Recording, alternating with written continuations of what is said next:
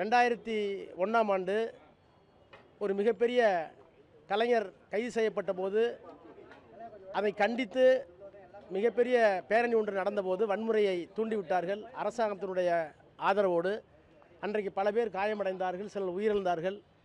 ஆனால் அந்த கோர சம்பவம் நடந்து கொண்டிருக்கிற போதே கலைஞர் தன்னுடைய உயிரையும் பொருட்படுத்தாமல் அதே இடத்துக்கு சென்றார் கலைஞர். அதேபோல் கொரோனா கோர தாண்டவம் ஆடிய போது பிரதமர் உட்பட தமிழ்நாட்டுடைய அமைச்சர்கள் உட்பட இந்தியாவில் எந்த அமைச்சரும் எந்த சட்டமன்ற நாடாளுமன்ற உறுப்பினர்களும் அரசியல்வாதிகளும் வெளியே வர தயங்கிய காலத்தில் அப்போது ஒன்றிணைவோம் வா என்று ஒரு முழக்கத்தை எழுப்பி சட்டமன்ற உறுப்பினர்களை, மாவட்ட கழக செயலாளர்களை அவரே வெளியே வந்து பொதுமக்களுக்கு எல்லா நிவாரணத்தையும் வழங்கிய இயக்கம் திராவிட முன்னேற்ற கழகம். அவருடைய தலைவர் இன்றைக்கு இருக்கின்ற எங்களுடைய முதலமைச்சர். எனவே எப்போது ஒரு தேவை வருகிறதோ, ஒரு பரபரப்பான பதட்டம் வருகிறதோ, மக்களுக்கு தேவை வருகிறதோ, அப்போது எங்களுடைய உயிரையும் பணயம் வைத்து களத்தில் போய் நிற்பது தான் திராவிட முன்னேற்ற கழகத்துடைய வரலாறு என்பதற்காக சில இந்த உதாரணங்களை சொன்னேன். அதை போலவே இப்போது எங்களுடைய முதலமைச்சரும் செய்திருக்கிறார்.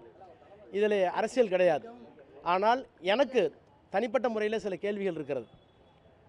இப்படி களத்திலே நிற்க வேண்டிய தலைவர்கள் ஏன் கரூரில் களத்திலே நிற்கவில்லை? செய்தி அறிந்ததற்கு பிறகும் அவசரமாக செய்தியாளர்களை சந்திப்பதற்கு கூட வெட்கப்பட்டு கொண்டு பயந்து கொண்டு ஏன் சென்னைக்கு வந்தீர்கள்? ஒன்றை என்னால் உணர முடிகிறது. அவர் ஒரு பிரபலமான நடிகர். அவர் இருந்தால் மீண்டும் கும்பல் கூடும். எனவே அவர் திருச்சியில் தங்கி கொண்டு இப்போது ட்விட்டர் போடுகிறார்களே, இப்போது கூட இருக்கிறார்களே, அந்த தலைவர்கள் எல்லாம் ஏன் போய் களத்தில் நின்று அவர்களுடைய காயத்திற்கு மருந்து போட்டு இறப்புக்கு நிவாரணம் கொடுத்து அவர்களுக்கு ஏன் ஆறுதல் சொல்லவில்லை? அவர்களை அறியாமல் அவர்களிடத்தில் இருக்கிற கில்ட்டி கான்சியஸ், குற்ற உணர்வு, நம்மால் தான் இது நடந்தது என்கின்ற ஒப்புதல் அவர்கள் மனசாட்சியில் இருக்கிற காரணத்தினால் அவர்கள் ஓடிந்து விட்டார்கள் தான் உண்மை.